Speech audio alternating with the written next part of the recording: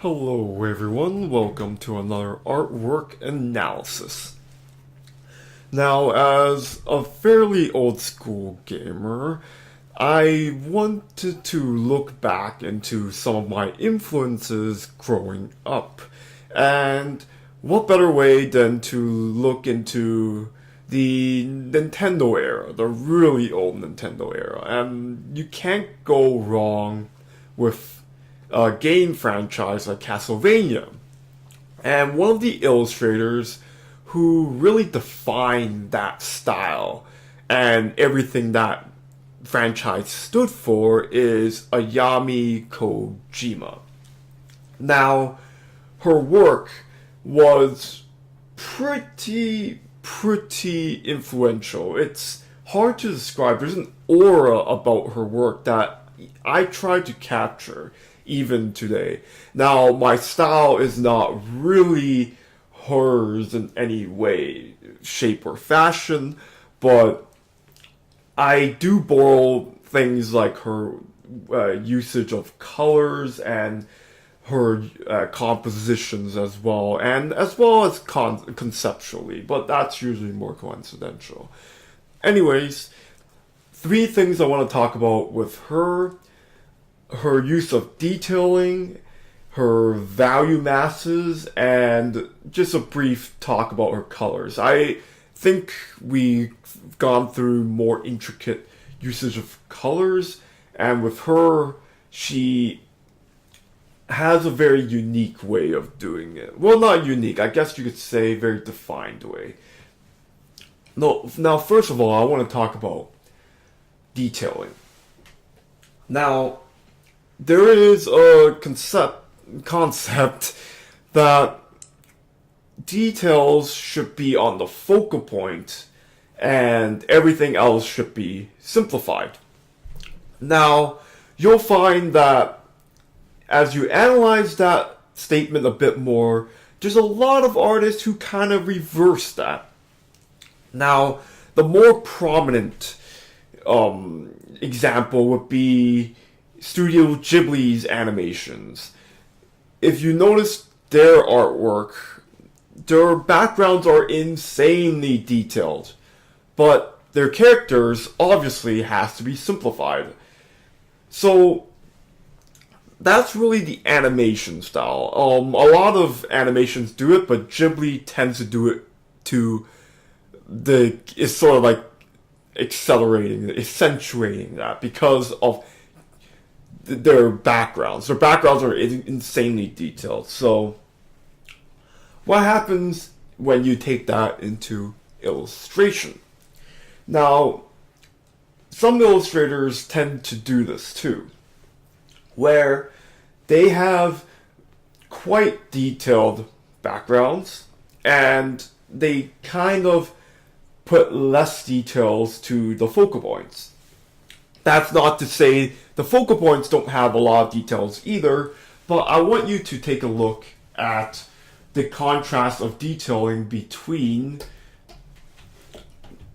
areas like, give me a second, here and right here. Even the hair, you can even go across the entire head.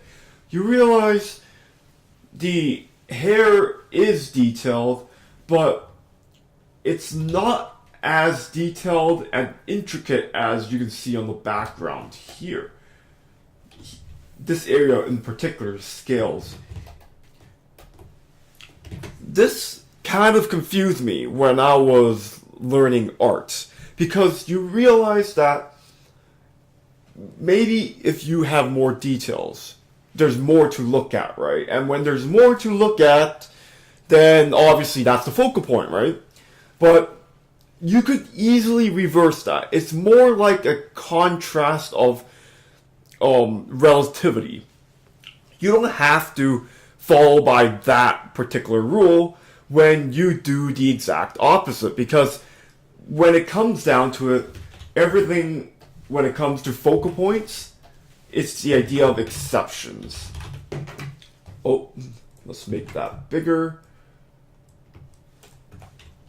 Heck, let's make it bright green here. That doesn't work. So exceptions. Everything when it comes to focal points comes down to exceptions. So if the rest of your piece has a lot of details, then whatever you simplify will be the focal point. Now, I know I'm not really studying Studio Ghibli, but I want you to look into their work. So, really quickly, just Studio Ghibli backgrounds. You notice that this whole piece is so articulated, but you notice that, heck, the foreground here is simplified. That's because that's where the characters are supposed to be situated. And that's really what I'm trying to get into. If the whole background here is detailed, then the simplified, especially when it's moving with the blades of grass and such, becomes the focal point. So the entire point of this particular analysis is to say that you don't really have to follow the rules per se, because the rules in art are not really standalone. They can definitely be broken, especially when it just works. Like, notice how even the blade here, there's a lot of articulations going on. Like the designs here, especially, very beautiful. I'm not quite sure entirely what her medium is. Might be watercolors, might be gouache, but to get that level of detail is incredible. And then, especially when it comes to anime faces tend to be very simplified, very smooth but simplified. The only part where you could argue that there are details are definitely the eyes, but you can definitely see the lips here and the nose are just insanely simplified. So notice that, again, look into just how you want to treat your focal points, especially when you're doing characters. If you are doing characters, you will most likely have to figure out how you want to approach drawing the faces. And you could draw the faces super detailed, which works in a lot of cases when you're doing realism. But when it comes to anime, if you add more details, you start moving away from the idea of anime. So what better way to test your knowledge of how to detail than to have a simplified face and then just render everything else? It's actually pretty fun. You can definitely see she had a lot of fun with these sort of creatures here. Very, very nicely done. Now, I hope I got that point away. You can even look into the background here. The background here, while it's a simplified shape, you can see that there are a lot of color variations going on. It's definitely not just a completely flat blue here. If I were to just draw it out for you, this would be a little bit too much. This comes naturally with traditional media. I mentioned this before. Try your best to really give variations to your static masses. You don't want to just have one clear mass of color. You want to have more intricate detailing going on, even if it's just it's seemingly random here. You see there's reds here, there's a little bit blues. Just something to break up the big shapes, if that makes sense. Now, speaking of big shapes and masses, we go on to the second point. She has insanely good approach when it comes to value masses. I see this with a lot of illustrators, and I tend to borrow this too. What happens is you put the focal point into bright light, and then that's where most of the detailing is. Mid and lights. And then when it comes to the dark areas, she completely simplifies the entire shape. Notice how the shirt is completely simplified.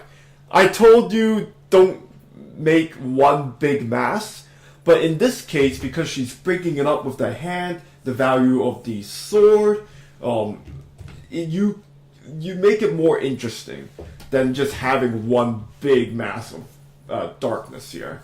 Now imagine if the sword didn't exist. That's where you start noticing, hey, this might be a little bit catching too much attention, and that's not good. But she deliberately did this in order to push back the shirt and bring out the sword. And the sword doubles as a way to break up the dark shape. This is really, you don't have to follow this. There's definitely a lot of cases where details in the darks will help. So, for instance, this bat or gargoyle here, a lot more details, and that's because it's on the side, so she doesn't need to simplify it, since there needs to be something to look at. Notice how, in this case, the head and the sword has to be brought forward, and the shirt is simplified. Whereas in this case, the bat here has to be brought out forward. Therefore, you see the background castle is simplified. So it's sort of like reverse. It's sort of reversing it. You do want to have some sort of logic. Things that you want to push to the back should have less detail, especially when you could do it in this case. Whereas when you want to bring it up into space, you can have a bit more details. It's sort of like having a hierarchy of details in your mind. Just what do you want to be pushed forward, and what do you need to be simplified to be pushed back. And of course, you have to look into focal points and such, but I already talked about that. You really want to judge just how much detail everything in your piece has to have. And one way I want to talk about it too is just really sit down and think, okay, what are the elements of your piece? So for instance, let's say you have to have a face. Let's make this text bigger. You must have the face in a certain way, and then you must have, I guess, angel wings here, or whatever. And then you have creatures.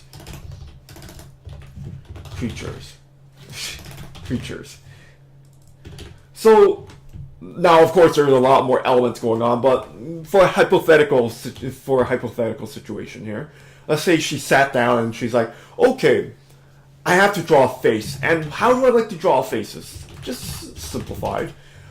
So, if I want to put the angel wings on the side and a sword, then maybe a little bit more complex, and then you could have creatures that are more complex and such. So what I'm trying to get at is really prioritize, really understand what you're trying to achieve when you are drawing. If you are able to sit down and really think about what your elements are. So for instance, if you're a drawing character, you want the face to be standing out. And how do you want it to stand out? How do you want to render the face? Think of it in priorities.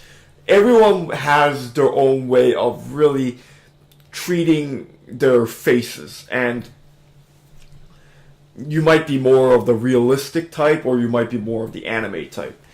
Either way, know exactly what is the most important parts of your style. If you have to draw your faces in a certain manner, then therefore everything has to work around that manner. That is the goal of your style and how you could approach the way you want to treat your style here. So think of it in the priority list, if that makes sense. Anyways, going back to value masses, again, not much to talk about that I haven't talked about before. Really simplify your values into 3 different areas and know how to treat them with detail. So here you see that you can even simplify the entire shape here. You could add the hand here of white, and then you could treat the darks here. Now there are some details here and there, but largely speaking, they are less detailed with the darks here. And of course, everything else is mid-tone or whatever. So 3 values, you don't really need to make it too complex. Just know you have a very simplified sense of mass in your piece, and when you get that design going, then you can start really working with details. Now, one final thing, just want to briefly talk about colors. Now, a lot of people think you need to have a lot of colors in your piece, but with Ayami's style, she goes with very simplified colors. And it's beautiful because I feel like it brings out the values in her work, and her work is value-based. Now, you'll find that in a lot of her works, she tends to just use two colors, and nothing too serious. So one dominant value is the blues in this case, and then you have the accentuations with the oranges here. This is proof you don't need a lot of colors to make your work function. A lot of people kind of get used to the idea of anime has to be colorful or cartoons have to be colorful, but when it comes to illustration, there are a lot of illustrators who just don't even use colors. You, as an illustrator, has to portray a certain message, and if your message doesn't require the colors, then why use them? Nobody will question it if it works, and that's the entire point. Don't worry about just adding colors for the sake of colors. Do it with a purpose and know what mood you're trying to go for. If you understand your mood, then you will understand how to achieve that sort of mood. Anyways, hopefully you enjoyed that and hopefully you learned something. Definitely check out more of her work. I really like how she approached the Castlevania series, especially given that these are most likely all traditional media, and that's always going to be much harder than it could be with digital age now. Thank you for listening, and I'll see you next time.